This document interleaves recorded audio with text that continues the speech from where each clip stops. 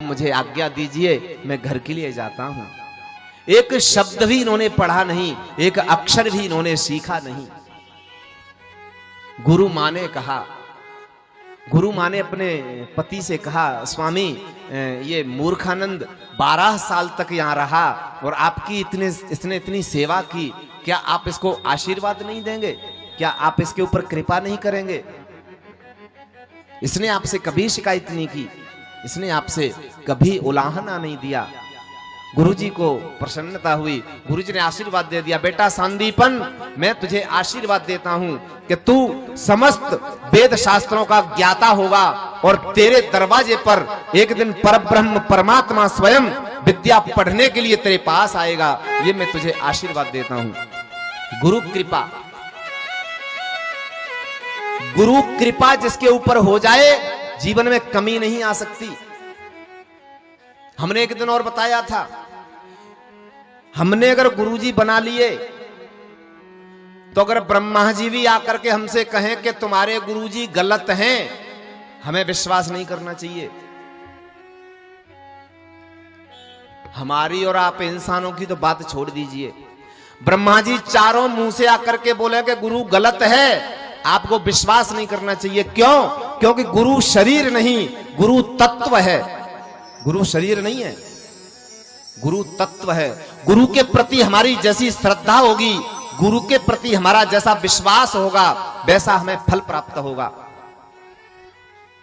एक गुरुजी जा रहे थे तीर्थ यात्रा करने, गुरुजी नहीं थे वो, अपने चेले से कहा, सेठ जी चेला थे, सेठ जी से कहा, सेठ जी हम तीर्थ यात्रा करने जा रहे हैं, आप चलिए साथ में। सेठ जी बोले, गुरुजी मुझे तो टाइम नहीं है, मेरे पास तो समय नहीं है, आप सेठानी को ले जाइए। सेठानी को सेठ जी ने कुछ धन दे दिया और आभूषण पहना दिए। गुरुजी की सेवा में कोई कमी नहीं होनी चाहिए, ध्यान रखना, ठीक है। सेठानी चलती है, जंगल में पहुंचते हैं, सुनिए ध्यान से। जंगल में पहुंचे, गुरुजी जो थे उन्होंने कहा सेठानी से, सुनो। सेठानी ने कहा, हाँ गुरुजी, ये जंगल है, इसमें जीव जंतुओं का, जानवरों का खतरा रहता है।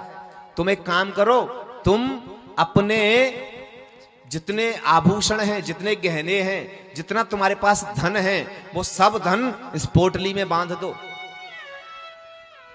ठीक है, बांध दिए। गुरुजी बोले, तुम यहीं रहना, यहीं खड़ी रहना, मैं अभी लौट के आता हूं। सेठानी को पेड़ से बांध दिया, कहीं जाना मत। ठीक है गुरुजी, गुरुजी जल्दी आना जरा। हाँ हाँ अभी आता हूं। और वो जो गुरु था वो पूरे सामान को लेकर के और रफू चक्कर हो गया, भाग गया, वहां से चला गया। एक दिन हुआ उसको बंधे हुए, 2 दिन हुए, 3 दिन हुए, 4 दिन हुए, 8 दिन हो गए बंधे बंधे वही, न पानी पिया न भोजन किया। भगवान का सिंहासन हिला। कौन है? नारद जी को भेजा, नारद जी जरा देख करके आइए। नारद जी ने देखा सेठानी वृक्ष से बंधी हुई है। नारद जी ने आकर के कहा, खोलने लगे नारद जी। नारद जी से सेठानी ने क्या कहा, बाबा जी आप मुझे मत खोलिए, क्योंकि मेरे गुरुजी मुझे बांध कर गए हैं, और जब गुरुजी ही खोलेंगे तभी ये रस्सी खुलेगी, और कोई नहीं खोल सकता इसको, कोई और नहीं खोलेगा, केवल गुरुजी ही खोलेंगे।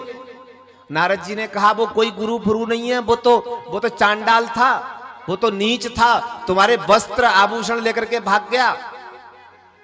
सेठानी ने कहा, आप झूठ बोल रहे हैं, आप असत्य भाषण कर रहे हैं, मेरे गुरुजी ऐसे नहीं है, मेरे गुरुजी बहुत अच्छे हैं।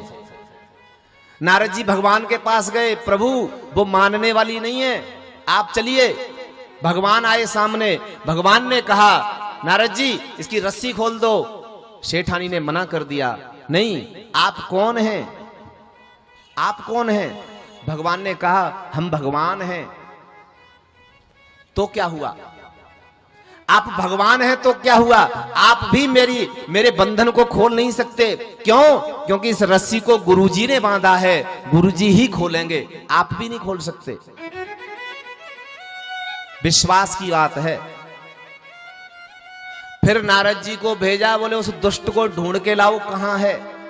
नारद जी गए, वो कहीं अपना उल्टे सीधे काम कर रहा था, पकड़ के लाए, चल उसको बांध के आया, उसको खोल तो दे। तब उसने आकर के रस्सी खोली।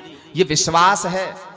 किसी की बातों में आकर के अपने गुरुजी से कभी आप अविश्वास पैदा मत करना, या तो गुरु बनाओ मत, जब तक हमारे